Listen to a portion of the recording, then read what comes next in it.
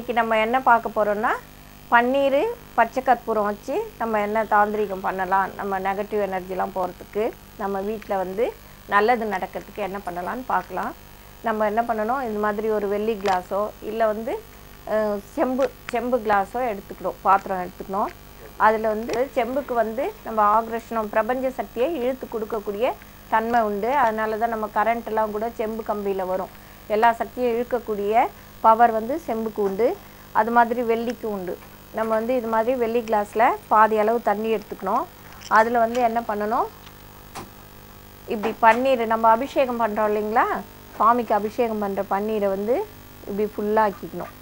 ஃபுல்லாக்கிட்டு இதில் வந்து 2 ஏலக்காய் போட்டுக்கணும். பச்சை கற்பூரம் வந்து நிறைய விஷயத்துக்கு நமக்கு பயன்படுது. இப்போ இதில் வந்து 2 ஏலக்காய் போட்டுக்கணும். நம்ம அது கொஞ்சம் நேரம் தண்ணியில் மிதக்கும், அப்புறம் அது ஊறினாட்டுக்கு உள்ளே போயிடும். இதில் வந்து பச்சை கற்பூரத்தை வந்து இப்படி பொடிச்சு நம்ம போட்டுடணும்.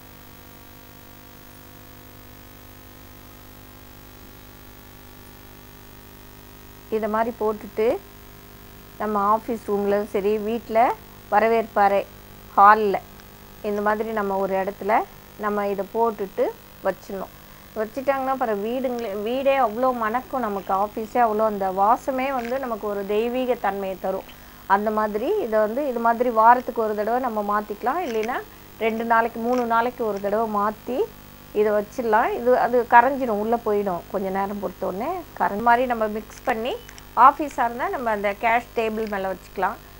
சாமி வைக்கிறோம், விளக்கேற்றுவோம் இல்லைங்களா, ஆஃபீஸாக இருந்தால் கூட அந்த இடத்துல வச்சுக்கலாம். வீடாக இருந்தால் நம்ம ஹாலில் எங்கே வைக்க முடியுமோ அங்கே வச்சிடணும். இது வச்சுட்டு பாருங்களேன், இது நல்லா நமக்கு அந்த ஸ்மெல்லே வந்து ஒரு தெய்வீகத்தன்மை வரும். நம்ம வீட்டுக்கு யார் வந்தாலும் அவங்க நம்மக்கிட்ட நல்ல விதமாக பேசுவாங்க, நல்லபடியாக பழகுவாங்க, நமக்கு நல்லது தான் செய்யணுன்ற எண்ணம் அவங்களுக்கு வரும்.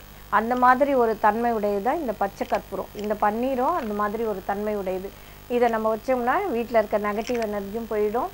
நம்மக்கிட்ட நம்ம வரவங்க, நம்ம சந்திக்கிற நண்பர்கள், நம்ம மேலதிகாரிகள் யாருமே வந்து நமக்கு நல்ல விதமாக பழகுவாங்க, நல்ல விதமாக பேசுவாங்க. பச்சை கற்பூரத்துக்கு இவ்வளோ பவர் இருக்குது.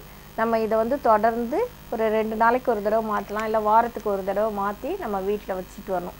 வச்சுட்டு வந்தோம்னா நல்லா நம்ம பிஸ்னஸ் கூட, நம்ம கடை வச்சுருக்கோம், இது எந்த பிஸ்னஸாக இருந்தாலும் அது நல்லபடியாக நடக்கும். இதை நீங்களும் செஞ்சு பாருங்கள், உங்கள் வீட்லேயும் நல்லது நடக்கும். சரிங்களா? என்னென்ன இந்த தகவல் உங்களுக்கு ரொம்ப பிடிச்சிருக்கும்னு நினைக்கிறேன். அதனால் லைக் பண்ணுங்கள், ஷேர் பண்ணுங்கள். நன்றி, வணக்கம். இன்னொரு வீடியோவில் நம்ம சந்திக்கலாம்.